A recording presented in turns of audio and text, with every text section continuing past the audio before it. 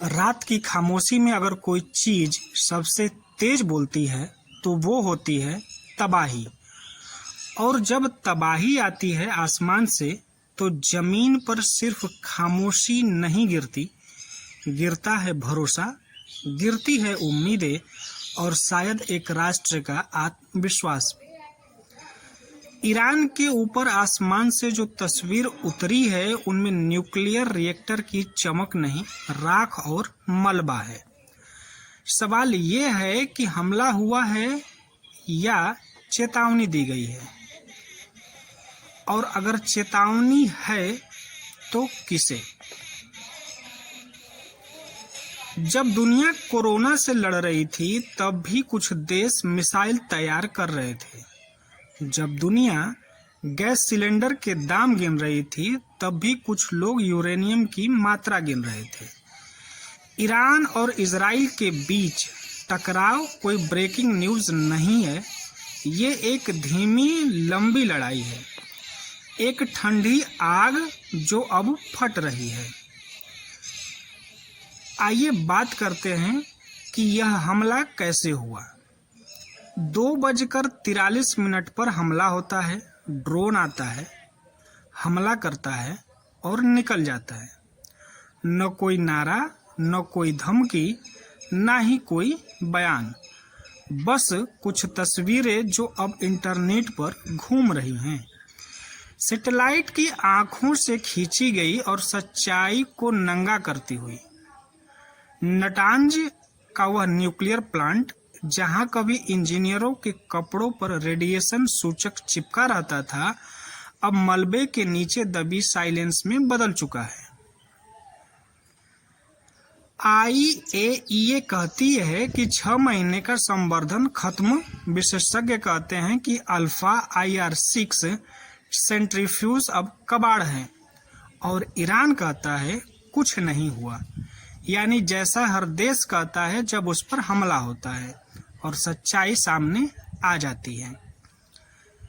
Satellite ने कुछ तस्वीरें निकाल करके दी हैं। आइए देखते हैं कि सैटेलाइट ने क्या देखा। प्लैनेट लैब्स की तस्वीरें किसी चित्रकार की पेंटिंग नहीं, ये तस्वीरें स्याही से नहीं, विस्फोट से बनी हैं।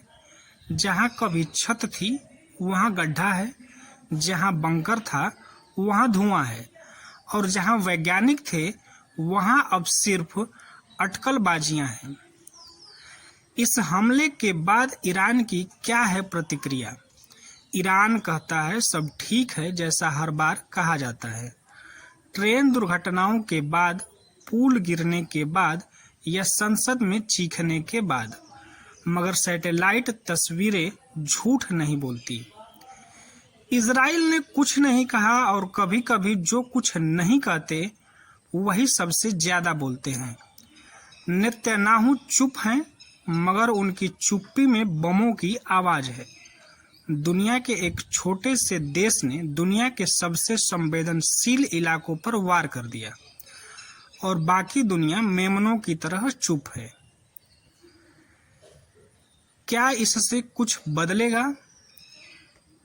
UN निंदा करता है, अमेरिका मौन है, रूस और चीन विरोध करते हैं, और आम लोग ट्विटर पर हंसते हैं या गुस्साते हैं। लेकिन असली सवाल है, क्या ये लड़ाई अब सिर्फ जमीन पर रह पाएगी या आसमान में धमाके और बढ़ेंगे?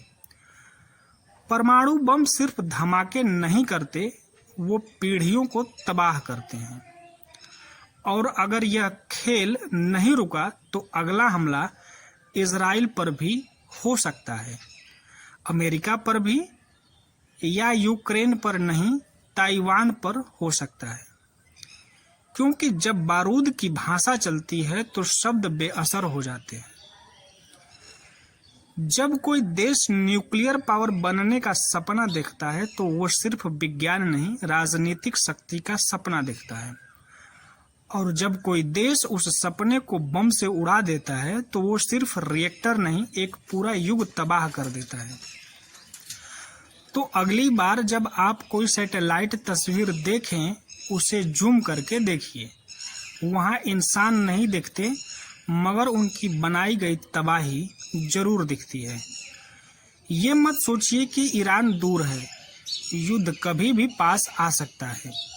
और तब सवाल ये नहीं होगा कि किसने हमला किया, सवाल ये होगा कि हमने पहले क्यों नहीं पूछा। वीडियो को शेयर करिए, क्योंकि हो सकता है अगली बार ये तस्वीर किसी और की नहीं हो, हमारी हो।